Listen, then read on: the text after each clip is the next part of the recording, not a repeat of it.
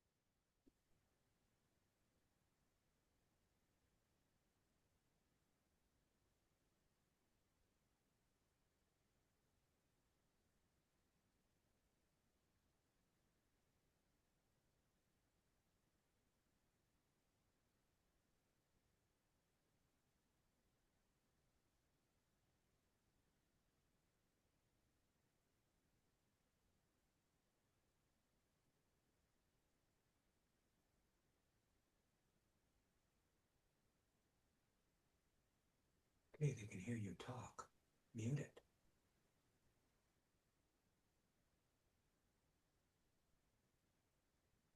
Welcome, everyone. We're just waiting to let everybody in from the waiting room, so give us a few more minutes.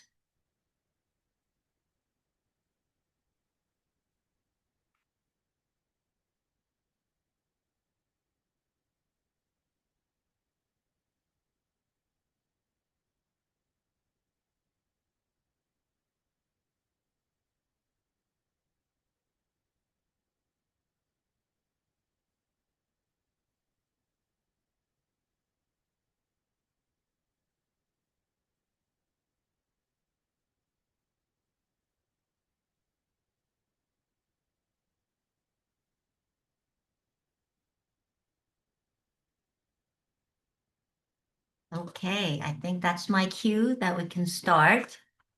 Well, welcome, everyone. Good evening. My name is Dr. Anna Kim, and I'm an otologist and director of the Cochlear Implant Program here at Columbia University Medical Center. In case you're wondering what an otologist is, I focus on anything related to ear health, but specifically hearing health. I'm extremely honored to be hosting this evening's Narrative Medicine Rounds.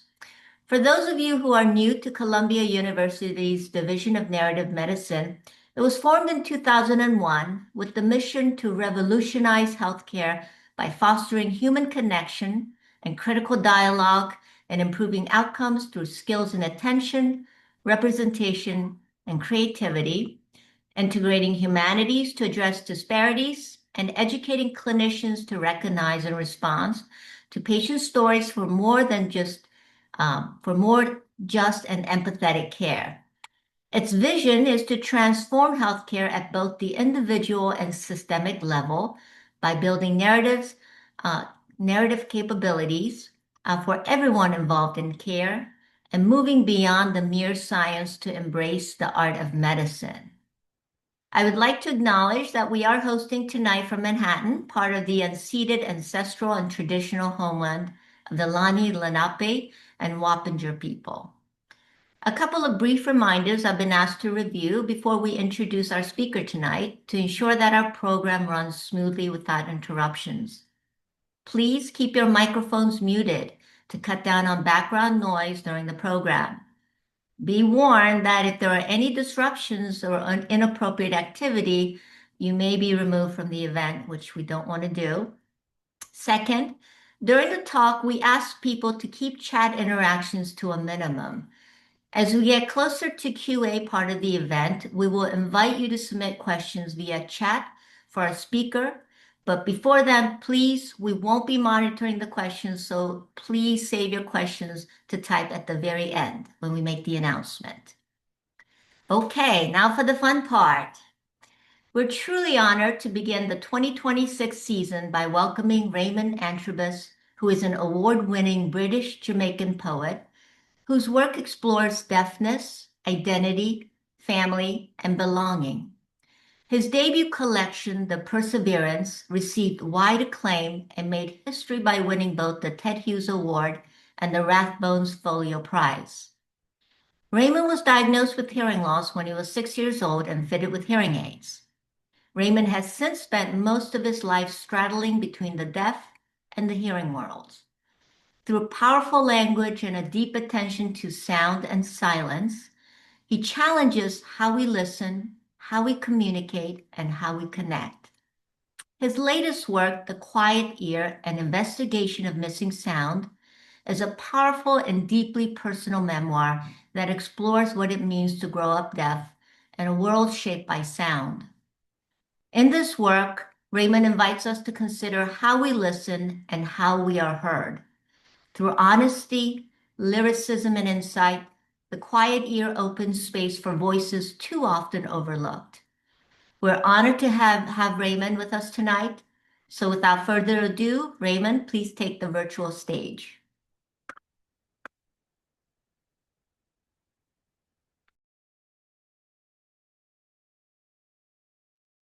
Hello, sorry, it took a minute to unmute me.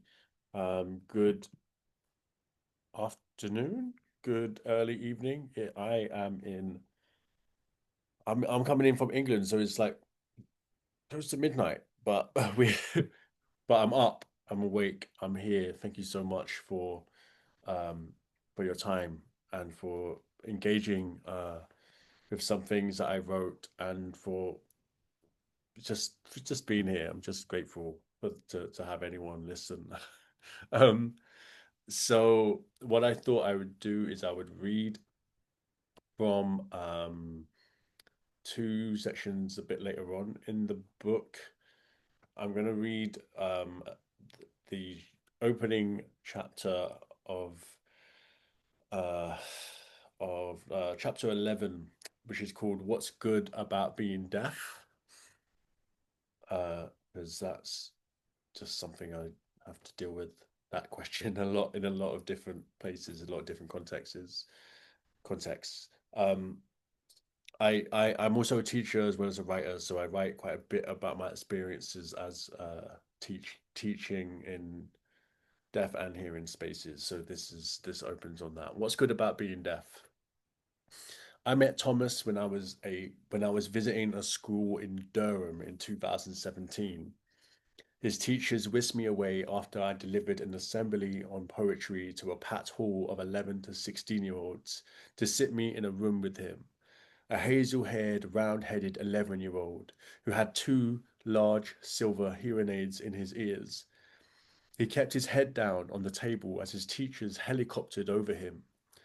Thomas was the only deaf student in the school, and the overzealous hearing teachers gathered Thomas and me in a quiet room to meet each other. "So, Thomas," said one of the teachers, kneeling beside him, "this is a poet. He wears hearing aids like you." Another teacher butted in. "Yes, what do you have to say about being deaf, Thomas?" None of the teachers knew sign. Even the fact that sometimes they spoke without facing him showed me that Thomas wasn't in a room that was accommodating his needs.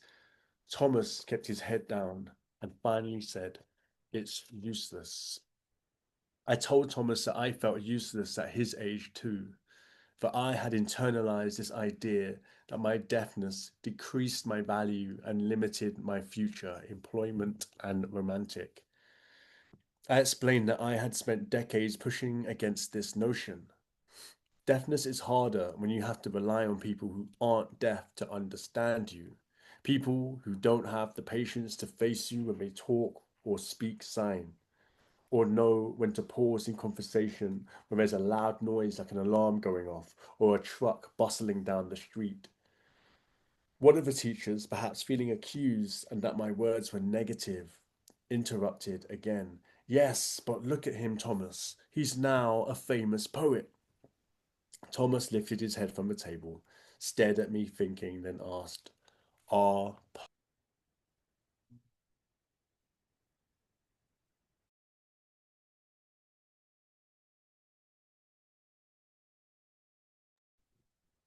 Uh-oh, did we lose Raymond? I think we lost him, but I also think he needs to speak louder, maybe. all right. Sorry. Hello. I don't know what happened there. What a point to are poets useful? It's, the universe kind of answered that question, and clearly not, and we all just need to go to bed. Raymond, Um, is it possible for you to increase the volume from your end? increase the volume. Mm-hmm. Of your microphone. Okay. Everything is all turned up. It's connected. All the sounds coming through my hearing aids and uh okay. Okay. uh I know my ASL is not good. BSL is different language. I would sign, but Okay. I don't know how many American. I've never been able to use British Sign Language in America. Okay. Okay. Are poets useful? Sorry, am I clear? Can people hear me? Can people see me? Yes. All Yes. right. Okay. Sweet. All right. Sorry about that. Are poets useful? Well, I said, that's a good question. And intelligent people ask good questions. Thomas fidgeted with his thumbs. I think there is a power in finding ways to articulate your unique self in the world, a useful power. Poetry helped me, even if it was just a way to temporarily lift or lighten the narrative of the world, even if it didn't always transform my truths and traumas. At times, it stopped me spiraling into the story of being that boy who stood low in rank along a long line of other boys who I thought were more clever, more beautiful, more rich, more worthy. I was a boy who wanted to blend in. Blending in looked easier, calmer. I was a boy who didn't want to look like the enemy of any system, even a system that hated me. And I know I succeeded despite the system. I thought of Thomas when I began doing readings of my first children's picture book, Can Bears Ski? A story based on my own experience growing up deaf with hearing parents who struggled to guide me through the hearing world. Part of the purpose of the story is to show deafness as an experience rather than a trauma.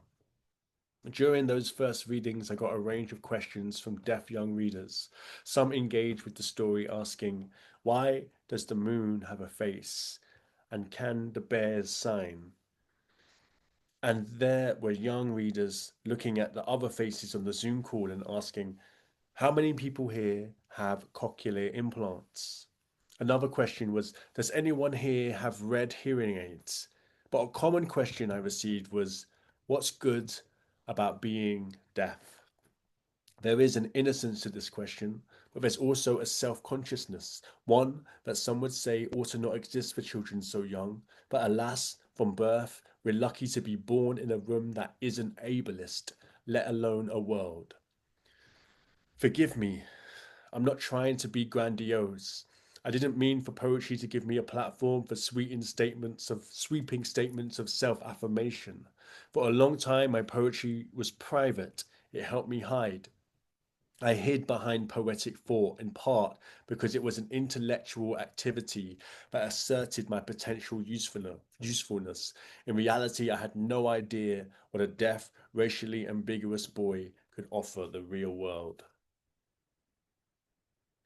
So that's just one bit in that chapter. Um, uh, my son is ill, and he's given me his illness, which is also why I'm struggling a bit. But I'm gonna get through it. I'm sorry. I hope I sound okay. I'm definitely definitely fighting. Okay, so I'm gonna read this second section quickly, which kind of encapsulates a lot of different things in this book. In the Quiet Ear, it's kind of three genres at once. It took on many forms as I was writing it, and I kind of settled on a kind of quite hybrid form. Um, and ultimately, what I came to realize is I was writing about internalized ableism, and I was writing about teachers of the deaf and how they are the people, they are the teachers, they are uh, the people that I was lucky to have in my life who gave me language, who spent years sitting with me in small classrooms, and I did 10 years of speech therapy and hearing therapy and all, and and then they literally sat down with me and taught me how to spell, how to write. It was all done in these small classrooms. And what I do now, becoming a writer, becoming a poet, I think is it's almost like an overcompensation. It's almost like a way to them to show that I didn't waste their time, that I did something with the skill that they gave me. So this section in the end of the book summons lots of different people who, including teachers of the deaf, um, but people who I feel like I have to thank for my language. Um, so, in fact, I can invite all of you listening into this. I can ask you um, if there was an arc bound to leave Earth, as I don't have to tell you that it's burning and that I don't know what the answer is. It's crazy out there. But if you had to put all the people that made you who you are and gave you your language and um people that you wouldn't be who you are without, who would you be putting onto this arc? Who would you be salvaging from the wreckage and bringing along with you into your future? Uh, an important part of my identity is that I am also the grandson of Christian preachers, and so a little bit of my grandfather, his sermons comes in, and my grandmother as well. It comes into this section, and I say the name of a number of dub poets who you may or may not be aware of. But anyway, every name that I'm about to summon is someone that has impacted my voice in a way that I just wouldn't have what I have without them. So here we go. I sometimes imagine an all-hearing God, a white cloud with one tiny ear and one giant ear, neither needing help from.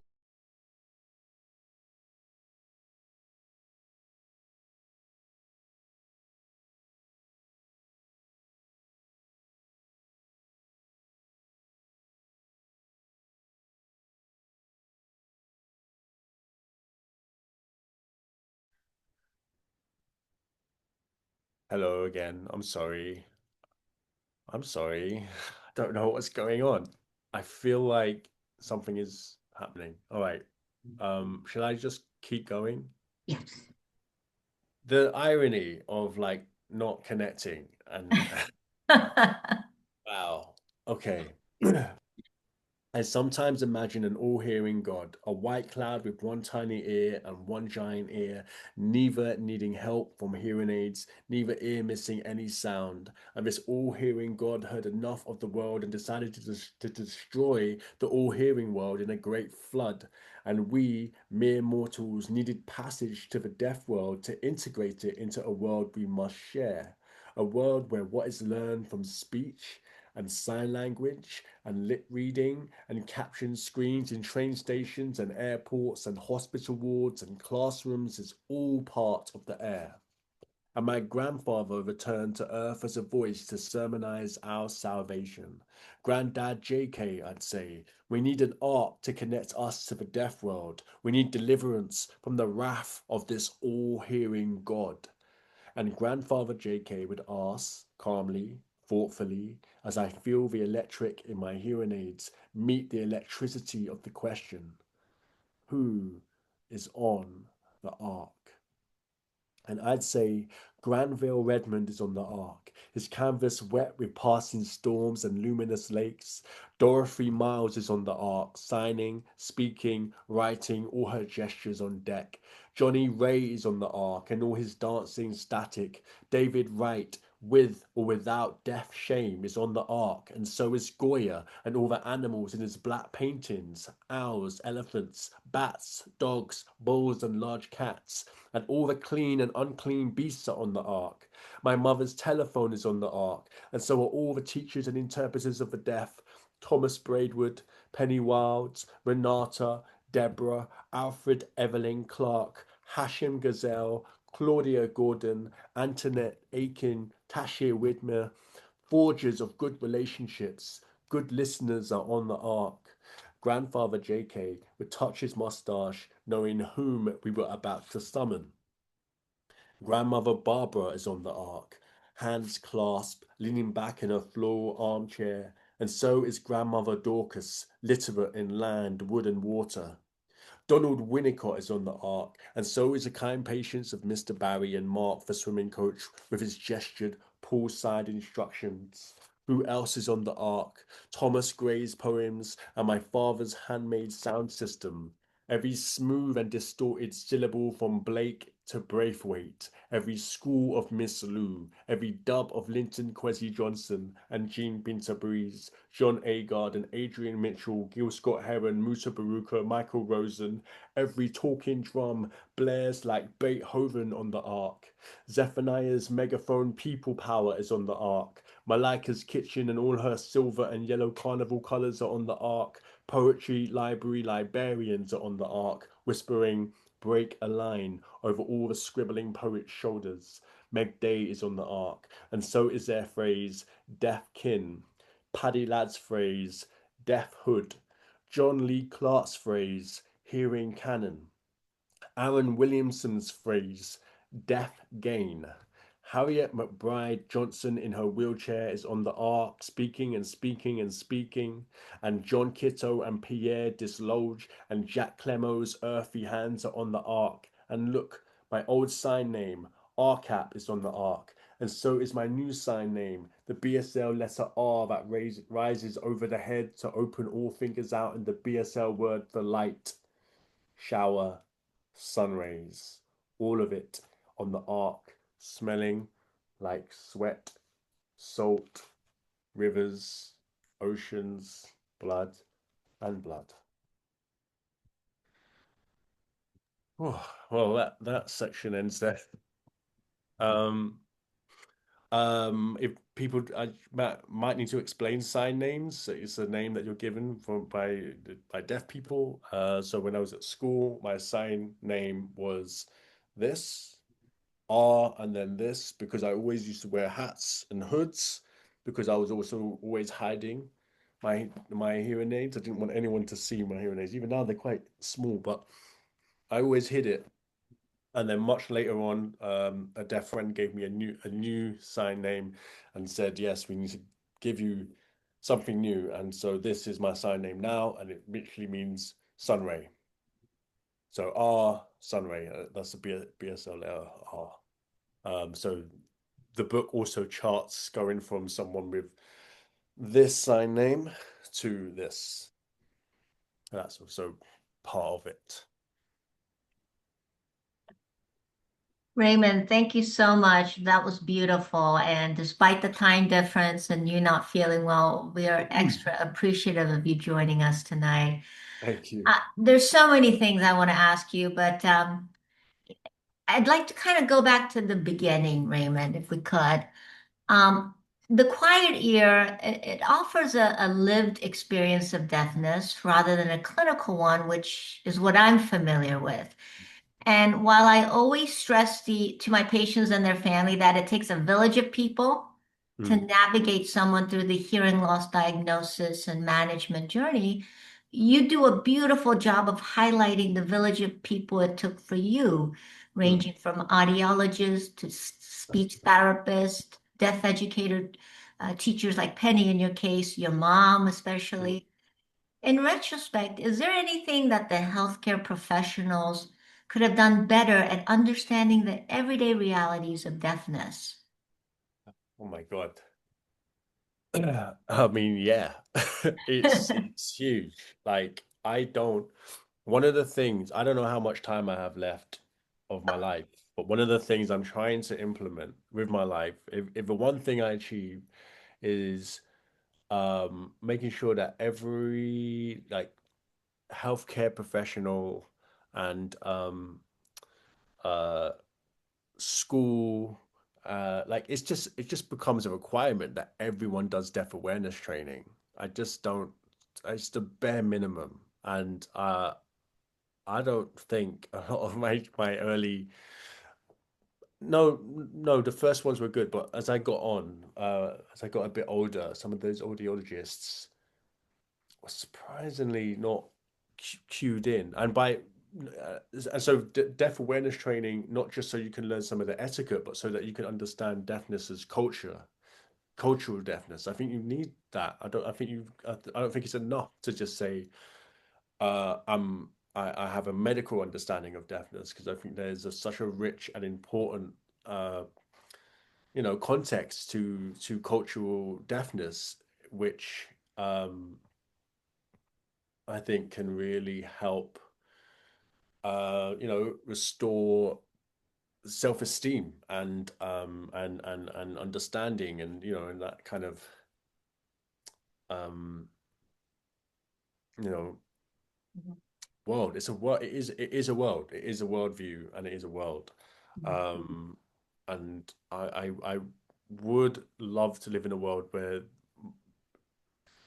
that isn't just, again, like uh separated, I'd say, from the kind of this idea of like the mainstream. Uh, so yeah, and I would like actual policies that say you cannot run a business unless your staff are deaf aware. You cannot open a school. You cannot function unless you have some kind of awareness training. Um, so yeah, that's just one big grandiose thing I would do. Yeah, no, absolutely. Going back to the passage you read about Thomas, your Oh student. yeah.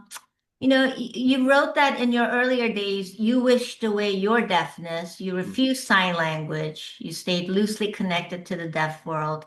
mm, There's a line in the book where you write, I realized I had to pick a side, deaf or hearing. I quickly chose hearing. They were the majority, and the world I had more language for. mm. I'm curious, at what point in your life did you start to embrace kind of the quote unquote deaf game? Um, it was kind of weird because I did go, like I said, I went to a deaf school, and I did find community and understanding within the deaf school. But the real problem was when I went out into the world. I was not prepared for the cluelessness of the world, and I was a little bit insulated in my deaf education. So it was quite like a harsh wake up call, and I was like, wow, this is again, it went back to being something I had to hide. So all the jobs that I applied for, I didn't put it on my CV, on my, on any of the responses I gave to jobs that I was deaf. So I was pretending to be a hearing person, and then I would quickly lose those jobs because it doesn't matter. Like, you know, people hear my voice. I know how to look like a hearing person, but I'm not. And you'll quite quickly notice how much I miss in conversations. It's like, oh, you did half the task because I only heard half of what was said. So I kept getting fired from from jobs, and I did so many jobs, postal, like what, courier services, receptionists, working in warehouses, lifting stuff, but and I always got things wrong because I was pretending I could hear.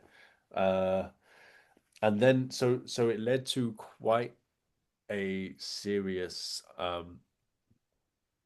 again, low self-esteem, and lost. So I was just lost. I didn't know what I could become in my life, and I didn't feel like I had any guidance. But I was always passionate about poetry, and writing was this coping mechanism that I had.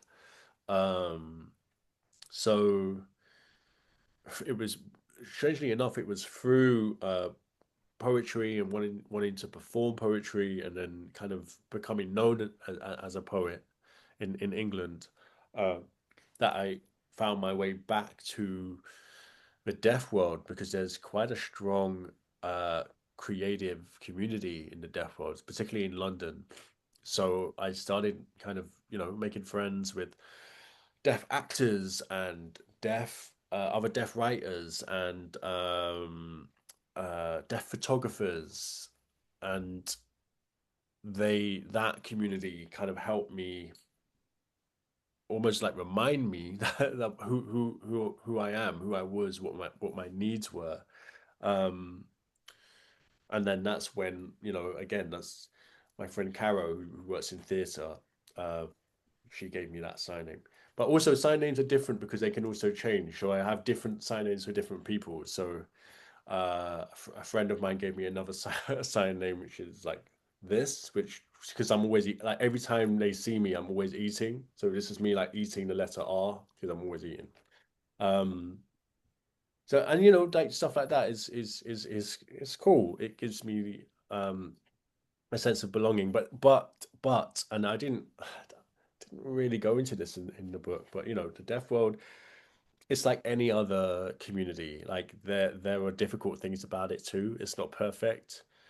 There's a lot of mental health issues in the deaf world, understandably. There's a lot of pain. There's a lot of there's a lot of problems there too, um, which I just couldn't really go into too much in this book, but maybe later. This book, The Quiet Ear, is more along more focus on, I guess, the ways in which my becoming a poet and establishing myself as a poet also brought out or illuminated a lot of things about being a deaf person. Yeah, I agree that when earlier when I asked you what can we do better in the US at least, we did a good job of the hearing aids and surgical options and sign language and all that, but I don't think we pay enough attention to the psychosocial impact Mm, of the hearing loss to the child and as they're mm, growing up and even as an adult. So definitely, I do mm, agree with you. Another book is warranted, Raymond. Yeah, I was mm. fascinated reading about your love of music. And I have to say, you write that Hollywood stories like Sound of Metal and Coda relay the idea of music as a source of conflict for the deaf, which Yeah, you think is harmful. It's a harmful stereotype. And yeah. you talk about the rich life of music that many deaf people enjoy. In fact, there's a whole chapter dedicated to Johnny Ray. Mm. And you were a DJ, DJ Check, right? And Checkmate, I think something like that at one point. Yeah, yeah. DJ Check and then DJ Checkmate. Yeah, yeah. This was fascinating to me because one of the biggest challenge that my patients with hearing loss report is their lack of music appreciation using hearing aids or cochlear implants. So Yeah. I'd love to hear what music sounds and feels to you. Yeah, it's different. It changed. It's changed with the technology. So the kind of hearing and the kind of hearing aid technology I had as a kid is very different to the technology I have now.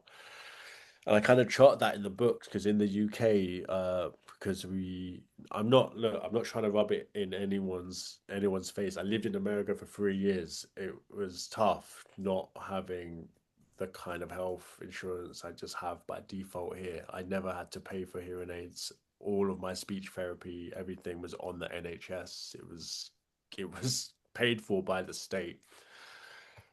But it meant that I didn't quite get like the top state of the art technology. You kind of get like one down, but it's still free, and it's still, I kind of looked into how much the support I got would have been had I been in the States, and it was thousands and thousands. Like, so that I was get it's not lost on me that uh, I'm in that respect I'm an extraordinary privileged deaf person, because I most deaf people all over the world do not get the support, the level of support that I got. And I can say that because I've been all over the world to deaf schools, from the Caribbean to Africa, around Europe.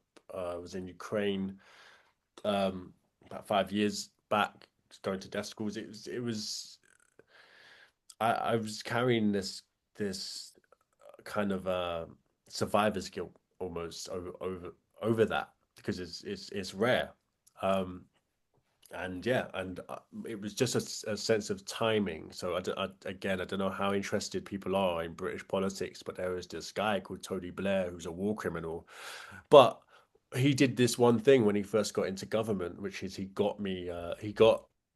He ran his whole campaign of getting into government was education. His message was education, education, education.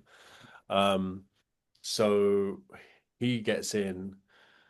I'm diagnosed as deaf. He threw all this money at SEN, special educational needs, and I was, yeah, one of the big uh, beneficiaries of that budget. It was the biggest budget that the UK had ever thrown into education.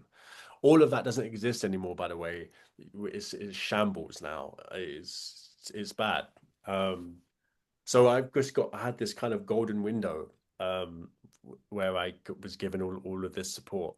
And so I've lost my train of thought. Why am I talking about this?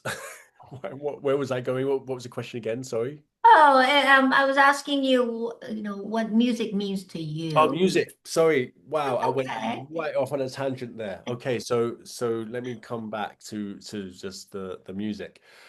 Um, the hearing aids I have now, top of the range, state of the art, best hearing aids you can get on the market. They are digital. They are not available in NHS anyway. I had to go private. I won uh, a substantial amount for one of my books. Half of the money went on to hearing aid technology for the book. So I went private and I just bought, yeah, like the best hearing aids I could get in a clinic, and insurance and everything that that covers me. So the music that I hear comes digitally. It's all Bluetooth straight through both of my ears. I've got an app that comes with it, so I can even increase, decrease, like different dimensions of the sound. I can even increase, decrease the bass. Like it's kind of crazy. It's really cool. I don't want to sound like I'm trying to advertise hearing aids either, because that's a question I get a lot as well. Like, what hearing aids are they? So that didn't exist when I was at school. So I do remember struggling with music when I was younger. The kind of more, I didn't hear any percussion, for example, percussion sounds in songs. I didn't hear until hearing aid technology improved quite a bit. Um, but what the doctor called me as the audiologist said to me as a child that I have ski slope deafness. So my audiogram is shaped like this, which means this level here is all high frequency sound, and I don't have that. I can't hear any of these high frequencies. However, as the sound gets deeper, I I hear much more of the deeper sounds. So um they it, yeah, so my experience of sound is different to someone who might be fully profound deaf on all frequencies. My deafness is mostly at the high frequency sound. So that again makes music a particular a particular thing. But within cultural deafness, like that kind of conversation or that kind of nuance doesn't really matter. If you're deaf, you're deaf. If you're part of the community, you have an etiquette, you have an understanding, you have a shared language, uh, where you wouldn't usually need to explain your deafness, like in the same way. Also dual heritage, of Caribbean as well. and it's not always considered very tactful if you've got to explain your who you are. Oh, I'm black. Oh, I'm white. Oh, it's still like it's still contended, but I could say that in poetry and through creativity, that's where I find ways to be less compartmentalized, to really bring in what I think are some of the most essential parts of my identity, which all seem to hinge on a passion for language, uh, and travel and stories, um, and even in some ways justice. I suppose justice and education and family.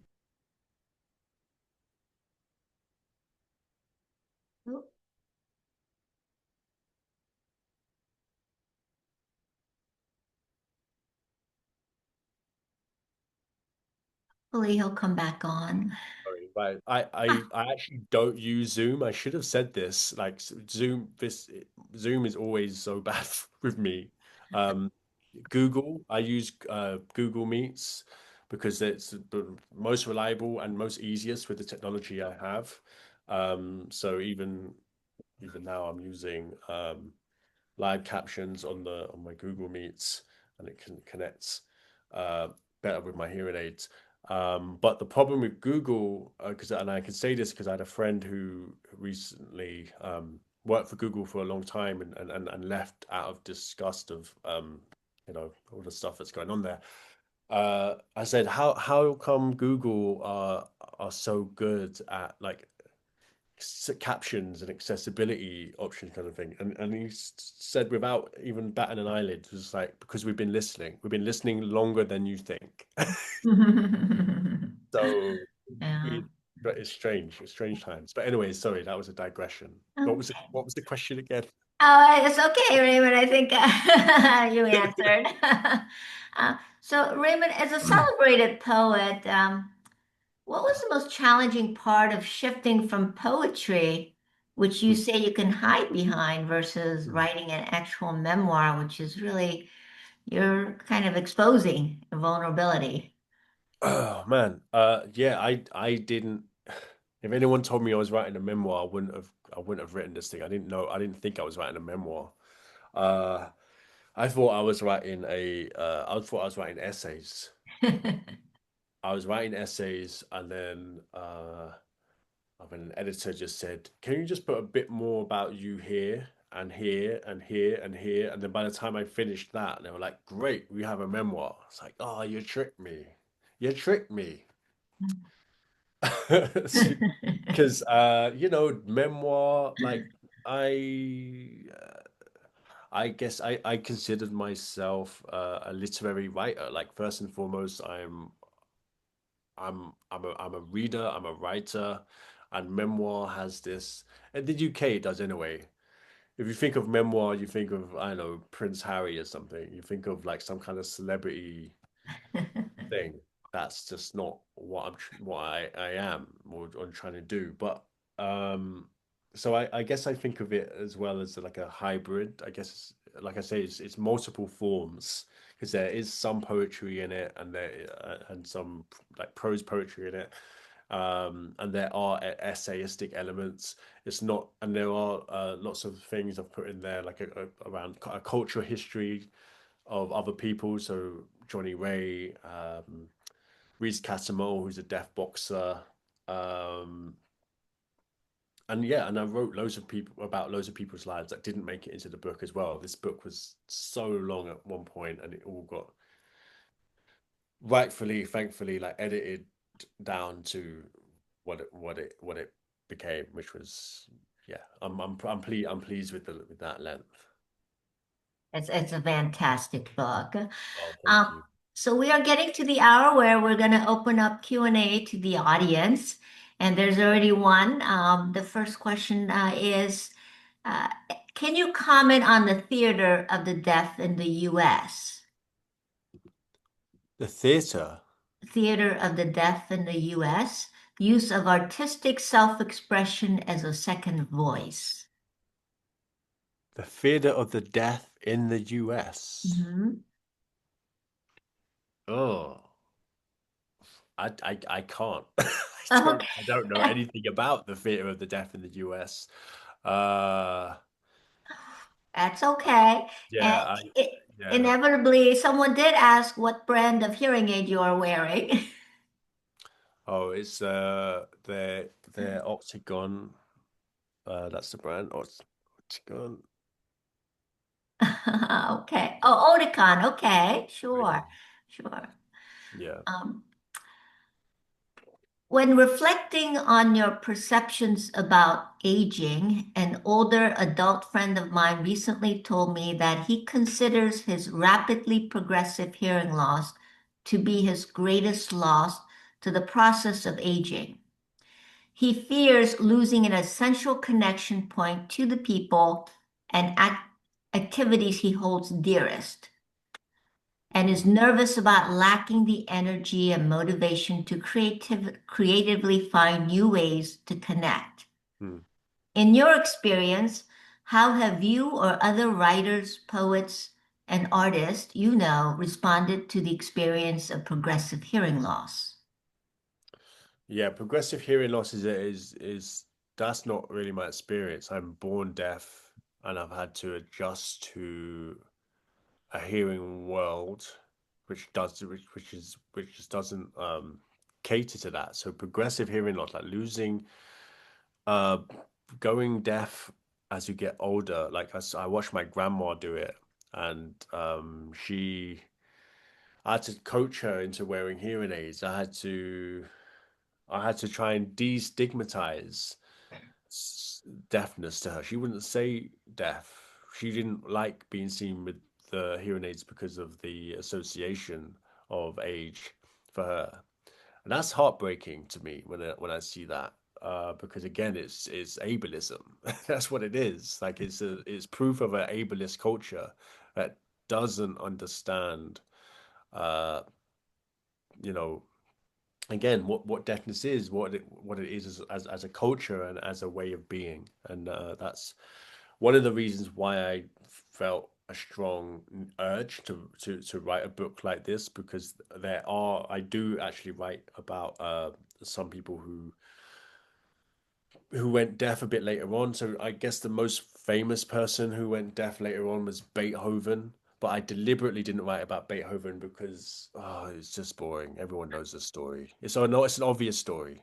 Um, Although actually, I did a little tour in America and I said that, and people were like, Beethoven was deaf. We didn't know. I was like, oh, maybe I don't know. As if you didn't know Beethoven was deaf, then I don't understand your relationship with Beethoven's music. Because the point of Beethoven's music is that it's by a deaf man. Duh, duh, duh, duh. That's a deaf man. He needs vibration. You need to feel the music.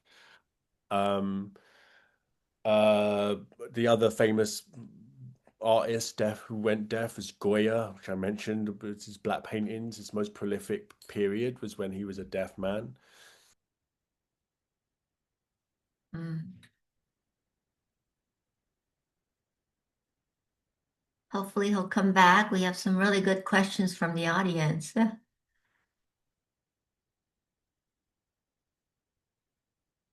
Sorry, I don't know what that's about. But yeah, so interestingly, the thing with Goya is that he learned sign language. He learned Spanish sign language. He went to Madrid, went to a deaf academy, uh, and he spoke Spanish sign language for the rest of his life. So these are just examples of people who, yes, they struggled. Oh, David Wright as well, who I mentioned in the book, he went deaf, but he wasn't born deaf. He went deaf as a child. He went deaf when he was around 10. And his memoir, which is just called Deafness, a Memoir, is quite um, has a lot of um, illusion. No illusion. It it has a lot of um, insight, basically, about that. He talks about the pluses and minuses in the book of being born deaf and going deaf later. Um, some that I some of that is a little bit dated now, but it's interesting. I can't give advice other than say, it is difficult. You're losing a part of yourself, and as it seems, as the older we get, the more we have to grieve. The more Yeah. people grieve, the more parts of ourselves we grieve. And if we don't make time to grieve for those parts and those people, that we lose, we're in spiritual and emotional turmoil, Mhm. and that can often become destructive and dangerous. Um, so, So Raymond, there's another sorry, I'm going on. participant who's intrigued Yeah. with your love of music, love and appreciation of music. Mm, And this person asked, could you go back to the subject of music? As a deaf person, I find that music is enjoyable when there is a visual component. mhm. If I see the players, if there's a strong beat, I can feel if the players' faces and body language is elegant, that makes music accessible. Can Raymond talk a little bit more about how he listens to music? Um, I'm, I'm, I'm raised by, so my dad was a DJ. Uh, and again, my dad was a Jamaican DJ. So the stuff he's playing is rock steady, it's reggae, it's mento, it's not subtle music. It is bass, it's guitar, it's beat, it's rhythm, it's movement. And my dad had these massive speakers as well. So there was, you know, uh yeah, so I grew up around big sound culture, big sound kind of thing, and to this day, I when I get too much energy in my head, because it can be a bit heady with all the reading and writing I do, I need to get out of my body, and it's just that I turn to reggae, I turn to soca, I turn to big sound, big tunes. Um, but I'm also, yeah, somber, and in the book I talk about my obsession with songwriters, great song, because I would always read the lyrics. So like a lot of people in this side of the world, I guess I kind of got obsessed with. Uh, Leonard Cohen was and still is like a bit of an important, singer songwriter voice, because of what I said about the bass. He also had this interesting pitch for me in his voice, and that even though it dragged and was somber, there was still clarity there. Um, Not so much in his older stuff, more when he was younger, a bit younger, like in his 30s and 40s. But then when his voice got huskier, I mean, like Tom Waits, like what is Tom Waits saying? Like, who knows? Tom Waits has got that smoker's husk, so I'm like, I don't, uh, so I have to read Tom Waits lyrics. So yeah, I don't know. I could talk about music all day. Yeah, I mean, Yeah. yeah, but it's all about like clarity, presence of voice, as well as the sound of the instrument. And the hearing aids that I have now, I can pick up so much more percussion sounds than I could when I was younger. So yeah, I'm very passionate about music. So, another question is, in your experience, what are the primary barriers of language, narrative, in explaining your subjective experiences to someone outside of the deaf community? Have you found any other methods that seem to bridge that sort of experiential gap? You know, with this book again, the Quiet Ear. One of my hesitations about writing this was that it would be framed as like a book by a deaf person written for hearing people, and I have no interest in that. That's not something that I wanted to do. So I think some of the best feedback I've got about the book was from deaf people themselves who were like, this was so illuminating. I love that these elements which surprised me, these things that I learned from, blah, blah, blah. So I'm just careful of putting myself in a position where I'm uh, like some kind of like voice for deaf people with a deaf experience. I'm not. I have a particular experience at a particular time.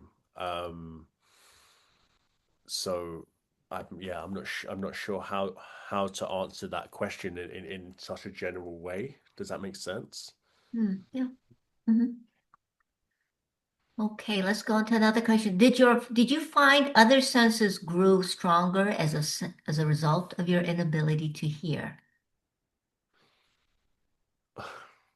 This is a myth. This is a lie. No. No. I mean, like there's some idea that yeah uh, yeah, no, it's an urban legend. um I mean, maybe, but I haven't got no proof. I haven't done I've got no data to You back don't to feel back your visual, your sense of smell, your other sensory input got stronger? No, I mean, like, yeah, I'm definitely a very visual person. I think in another life, I wanted to be a photographer.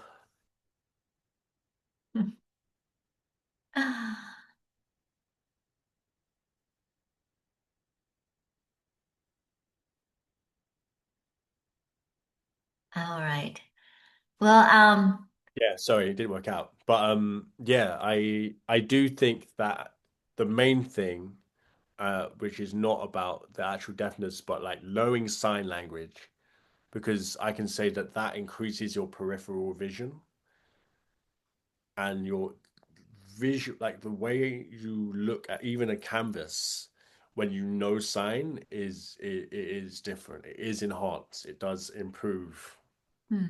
that. So I can say that like just learn some sign language and you'll start to notice it because even psychologically, if when I'm in the deaf world and I'm just signing with my voice off and just sign, if I'm in the deaf world for long enough, then my dreams go quiet. And then in my dreams, I'm signing with people I know in real life who don't sign. But it's so interesting how even like psychologically, uh, it's I change my subconsciousness. It changes. And again, so it's the language that's doing that, not necessarily the deafness. Well, we are coming to the end here, Raymond. I know a lot of our participants would like the evening to go on and on, but you're tired. It's midnight there. Thank, Yeah. thank you so much for spending time with us. It's been an honor hearing you read from your book and your thoughtful answers to our questions. And please, we look forward to your next memoir or your next book. Thank you so much, Anna. I so appreciate your care, and the fact, yeah, you read the book. Yeah, You you I did sure read the did. book. did. I I did. And appreciate it. actually, I learned a lot. I learned a lot, Raymond. Oh, So, that's that. I'm really glad to hear that. Thank you so much, and thanks everyone for listening. I felt sorry. I'm a bit like I'm in a bit of a fever dream right now. I don't even know if I'm really here. you did great. Good. So, thank you everyone for joining us tonight. Tonight's event will be shared later this week via email to all who registered. We hope to see you next month on March 4th when we welcome neurologist and author Priya Anand. See you then. Good night. Thank you.